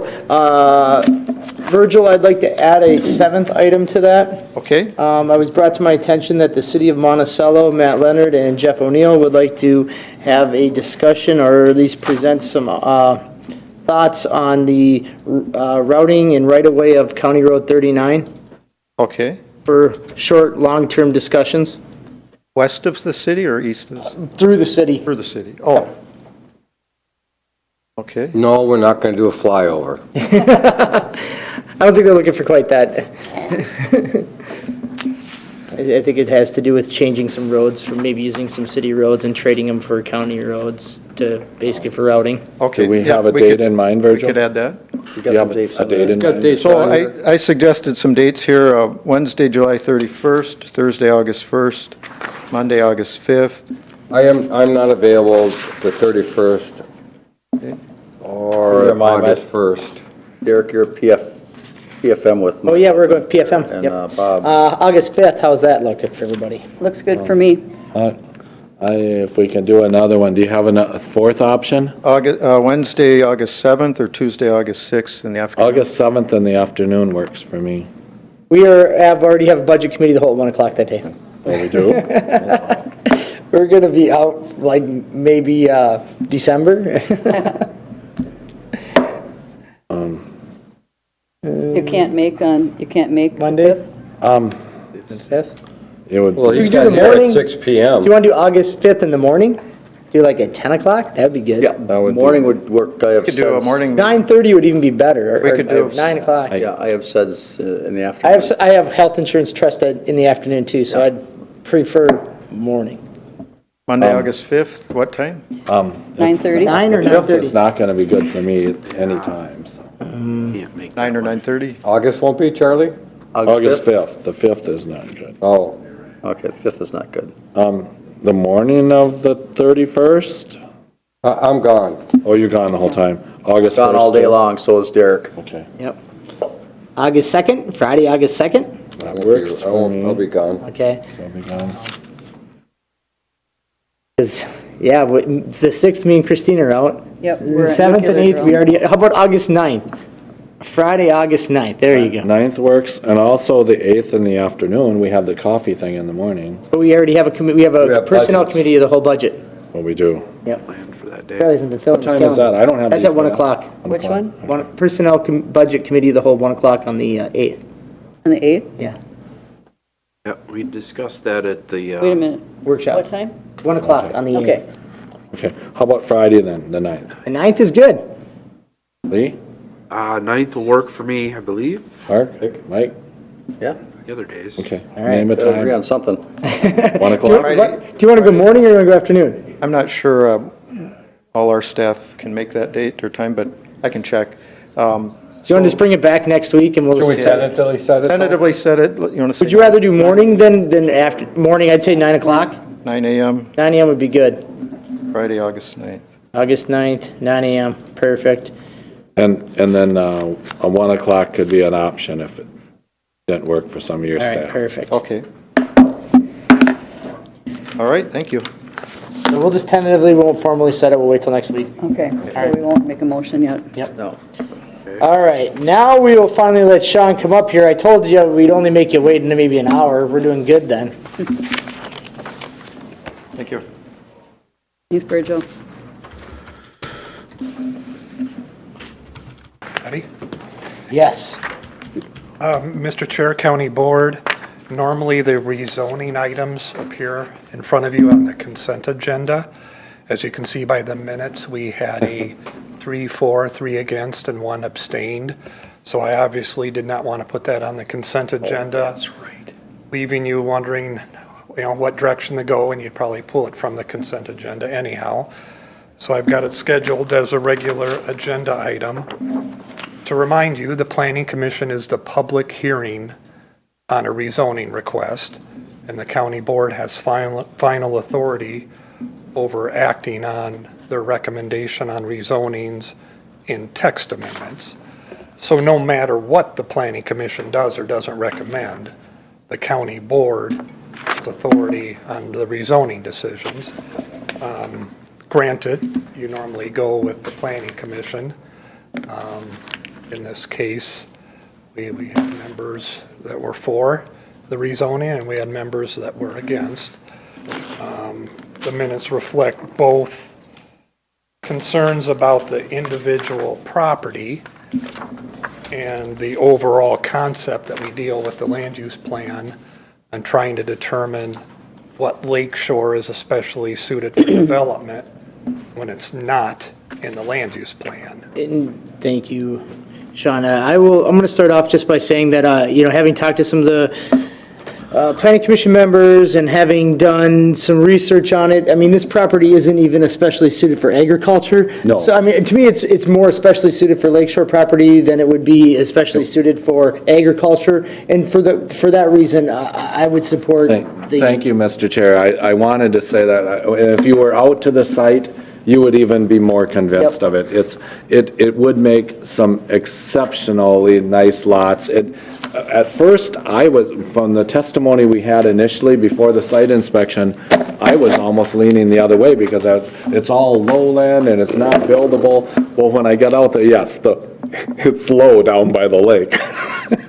But where the houses would be built would be on high ground, and they're nice sized lots. They're not cramped in, and so, Mr. Chair, with that, I guess I will make a motion that we approve the rezoning request that's before us. All right, we have a motion by Commissioner Burrell for the rezoning request. Second that. And we have a second by Commissioner Hewsome. Discussion. Yes, Mr. Chair. Yeah, Commissioner Potter. Thank you, Mr. Chair. On this particular item, I know sometimes we get frustrated up here when the Planning Commission goes forward without recommendation, but when some people want to preserve the ag, and it's noble. In some cases you can, and I've been supporting Commissioner Burrell on this. If it's prime agricultural land, absolutely, let's see if we can handle. But if this particular property does not have that high of ag value per se, then that should be open for discussion, and I believe that's what you did, is have it open for discussion. And I want to say, I mean, I appreciate all and it really wasn't so much argument on the other side. It was almost trying to get direction from where the county board and where the planning and zoning ordinance really was directing them. And I did talk with one of the commissioners, before about there has to be a discussion sometime. Wright County is not going to be preserving ag land all the time. Maybe in Stockholm, maybe in, Victor and Cokato, whatever, but our eastern side especially, we're going to almost have a discussion on at what point do we, have that as the omni-important aspect, so. Wright County is changing, and I know commissioners from, last board and the boards before it was like all important to preserve ag, and our county is changing. I guess that's the point. Mr. Chair, to add on to that, for Commissioner Burrell, 1990, Otsego went from a township to a city. The big focus was preserve the ag, and the first thing they did is put a sewer plant up and took care of some of the ag, and then they put a second sewer plant up and preserved less ag. And there are certain parts that, especially that eastern part of Wright County, the cost of the land exceeds the value to try to farm it. And the quality of some of that land is not of the highest and best use of it. Pretty sandy. It's just not that good of a quality of a product. You get a Stockholm, Cokato Township, and some of those, and even Woodland Township, there's a good land to farm out there. Probably not as good for houses as you'd think because of the heavy soils and what have you. But some of that stuff over there has really never been great farmland to start with. And the changing dynamics of the county, you need to come into the modernization of what you can save, what you can't save. Anyway, thank you much. I just wanted to say that. I think it will be a discussion that, and I think, well, we had kind of it here already, but that actually might give the planning commission a little bit of direction, because we had a couple members that were just so close, one way or the other. It wasn't, I'm totally convinced this is wrong. There wasn't a line drawn in the sand on both sides by any means, And so. Mr. Chair, certainly this is not unprecedented for us to approve ag becoming ag residential properties, so. So we have a motion by Commissioner Burrell, second by Commissioner Hewsome. Any other comments? Just one more thing, just for rezoning approximately 65 acres from ag, general ag to S2 residential recreational shorelands. No, to ag residential and S2. So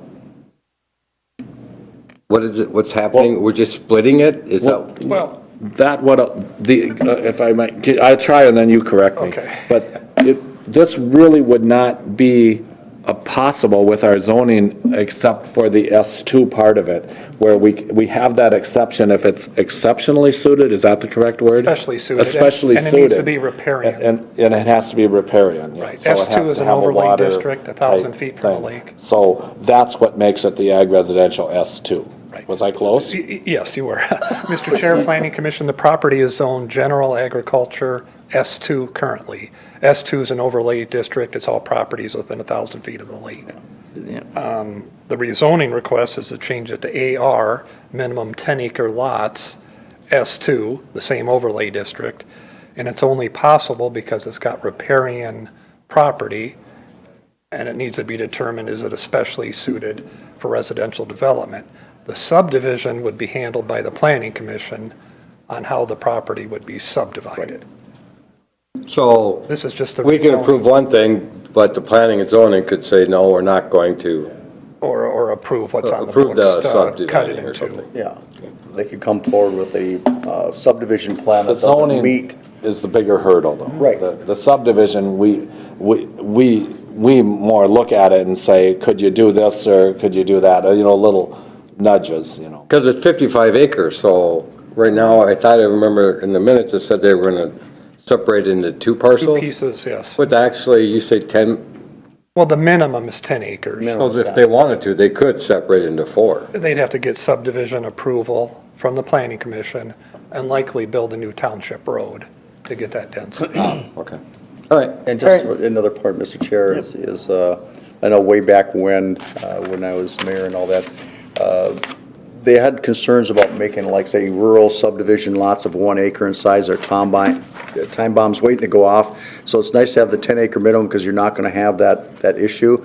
Because you take some of these ones that have been just at the edge of the city, has been 1 acre lots. I'll just pick on Burning Wood for that one. They made those 1 acre lots with on-site septic system. It's nothing but a disaster until St. Michael went in and put sewer in those things. And we just got to avoid doing those kind of things in the future. And if these are 10-acre minimum, that's more than enough for primary, alternate site, everything else, to make it so you're not creating a health hazard later. And those are good comments, because the land use plan isn't just about protecting agriculture. And agriculture is more than prime tillable. It's to prevent improper residential development, density, size, poor locations. Right. So we do address transition areas and growth and changes that are taking place. Now, would a person be able to have a horse on this piece of property? Yes, you'll be limited, but you'll potentially be able to do livestock. Half horse, the front half and one gets the other half. Half horse, half mule? All right. So we have a motion and we have a second. Is there any other discussion? Hearing none, all in favor say aye. Aye. Opposed, same sign. All right. Rezoning request approved. Thank you. Thank you. Last item, I've requested to schedule a committee of the whole regarding Trailblazer facilities. There's kind of come to some further information on some transfer of building ownership between the city of Buffalo and the county on the Trailblazer building in Buffalo. We'll be presenting some options and some discussions on it, and we're looking to schedule a meeting for that sometime either the last week of July, first week of August, which I know we are now, which we're probably going to be even further than that. Mr. Chair, we don't have a meeting on the 30th, but if we had August 6th, since we're already here for a board meeting, if there's a, We have nuclear drill that day. oh, that's right, you're nuclear drill people, that's right. Yep. But perhaps we could set it on the 9th after our transportation. That's what I was just thinking. Could we do that? We don't know exactly Oh, when that right. is going to be. Yeah, because it could be morning, could be afternoon. We'd have to, I mean, do you Well, guys, I mean, we could just do 1 o'clock. Well, which is not, I mean, we can hold off if you guys want to wait and do it on like Monday the 12th. We have Health and Human Services. We could do on Monday the 12th and do it in the morning. we could do that. Because we have Health and Human Service in the afternoon if you want to go that day. Do 11 Or we o'clock. can do the 13th in the afternoon because I don't believe, we have, the 13th, we have Yeah, a we committee have of the whole safe- in the we have morning safe before. families. Monday morning would be great. We do have the Monday. Safe Families meeting. On the Oh, yeah, 12th. you're 1 right. PM. So August 12th, That might be safest At- to set it. do you guys want to go 9, 9:30? 9:30, you want 9:30? Sounds good. Chair. Mr. Chair, I'll make a motion to schedule a committee of the whole in reference to the Trailblazer facility for August 12th, that's a Monday, at 9:30 a.m. right here. Second. All right, we have a motion by Commissioner Potter, second by Commissioner Houston for an August 12th, 9:30 a.m. transportation, or not transportation, committee of the whole for the Trailblazer facility building. Any other discussion? August 12th, you said? August 12th, 9:30 a.m. Okay. Any other discussion? Hearing none. All in favor, say aye. Aye. Opposed? Same sign. Committee is filled. We are Chair, I have now, nothing to discuss this week. I think at this time, if it's okay, I'm going to ask that we hold over our advisory committee minutes as we already have our next meetings, was supposed to have started 7 minutes ago. So, Well, you know, this is starting to become a habit with you, where we're running way over on these meetings and we can't. Well, when you have Right, I the can't help public that people hearing. show up that want to talk. We're trying to be transparency, which is great, where our ratings are up and attendance is high. All right, with that then, I guess we will adjourn today's county board meeting at 11:08.